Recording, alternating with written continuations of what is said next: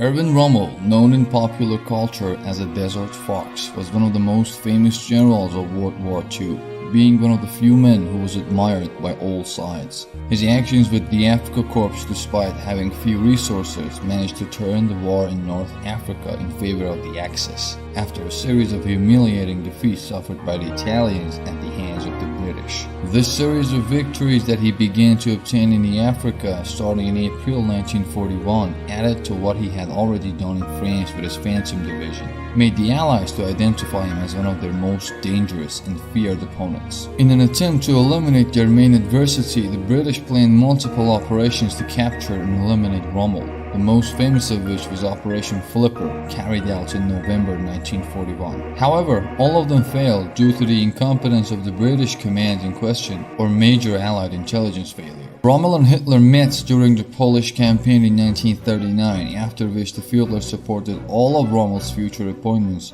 so that he could command divisions. Following his actions as general of the 7th Panzer Division in France, nicknamed the Phantom Division, Rommel quickly became one of the favorites of Hitler, Goebbels, and in general the Third Reich propaganda. This good relationship that both men had began to deteriorate as the military campaign in Africa began to go badly, having its turning point at the end of 1942. After several meetings in which Hitler was inflexible with Rommel, disavowing any action retreating, the Desert Fox was losing faith in his Führer. As the months went by, an increasingly pessimistic view took the hold of Rommel, who began to believe that Germany could not win the war on the battlefield, and the only solution was negotiation. As early as July 1943, Rommel told Manstein in private meeting that Hitler was going to lead Germany to destruction, and that some measure had to be taken against him to avoid it.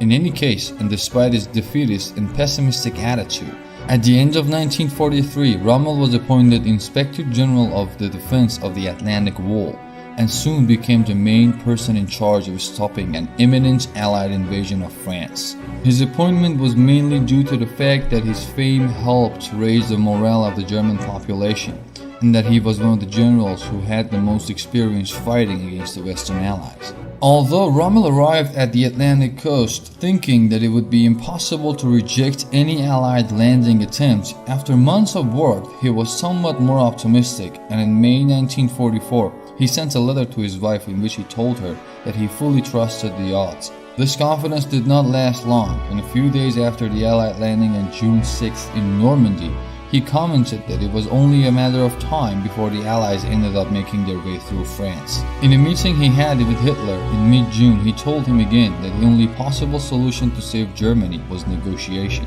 Even though he thought they could not win the war, but this did not diminish his efforts to contain the invasion.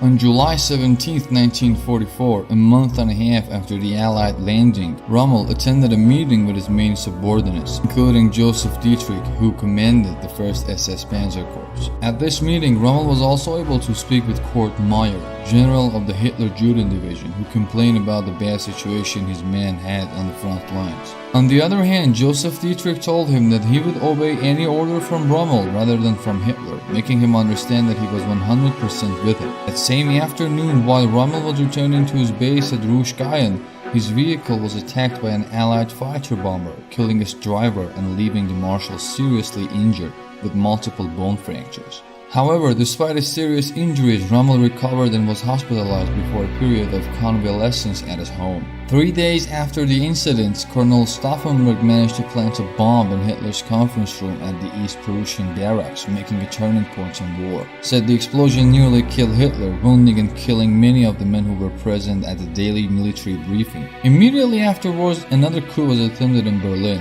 codenamed Operation Valkyrie, led by Stauffenberg and a group of conspirators under the mistaken assumption that Hitler was dead.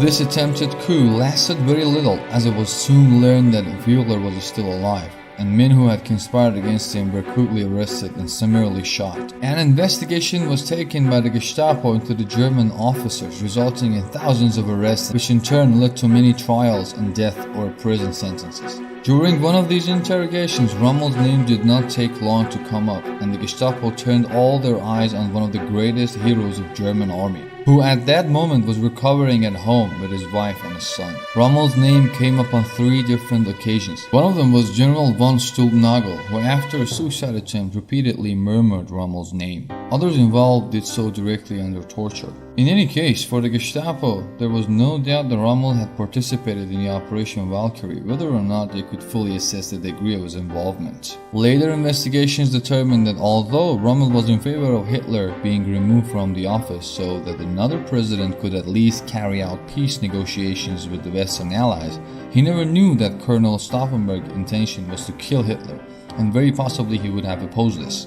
One of his main refusals to accept this was that he thought the assassination of Hitler could have led Germany into a civil war in the middle of the fight against the Allies. In any case, the incriminating evidence against Rommel was presented to Martin Bormann, Hitler's secretary, who quickly presented it to the Führer himself. With Rommel's home under Gestapo surveillance, a court-martial was ordered to be formed to decide a sentence on Marshall without his knowledge. Surprisingly, one of the members of the court-martial was Marshal von Rundstedt, who had very possibly also been scouted by Rommel himself, although his name had not appeared anywhere. Together with Kirill Guderian and other figures in the German army, these men finally sentenced Rommel's fate. Although the evidence against Rommel was not entirely clear, Rommel was found guilty without having an opportunity to defend himself. However, German leaders knew that the German public would be horrified by the death sentence against Rommel, since the former Desert Fox was a national hero. In this way, both Goebbels and Hitler feared that this event would damage both their reputation and that of the government. Thus, it was concluded that everything related to Rommel had to be developed in secret and away from public opinion. Generals Bergdorf and Ernst Maisel, both loyal to Hitler, were sent from Hitler's headquarters to Rommel's home on October 14, 1944. On this visit, they gave Rommel 3 terrible options. The first option was to go with them to Berlin and defend himself before Hitler, who had already signed his death warrant. Option 2 was to be prosecuted before the People's Court, with the condition that if he was found guilty, his entire family and some of his subordinates would be arrested and probably executed. And finally, the third option was for him to commit suicide. If he chose this option, he would be granted a state funeral, and the official story would be that he succumbed to wounds received in Normandy. Furthermore, his family would not be touched and his reputation would remain intact. As was evident, Rommel chose the third option, with which he protected his family, and after telling them what was happening, he said goodbye to them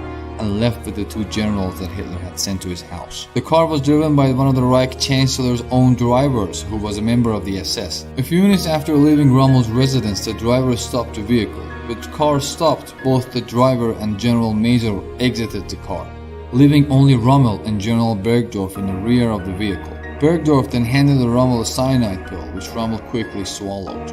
Once he was dead, the car headed towards a nearby hospital where the marshal's death was certified. Hitler, after being informed of the events, declared a day of national mourning in Germany and a state funeral. Following the burial, the Gestapo cremated Rommel's body to destroy any evidence of the actual cause of his death, and his ashes were eventually buried in Heingen Cemetery near Ulm City. One of the 3 men who had been with Rommel at the time of his suicide, only the driver was willing to recount his events after the war.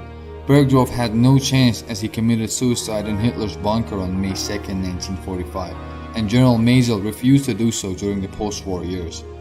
So, let me know what you think about this in the comments. Hope to see you again very soon.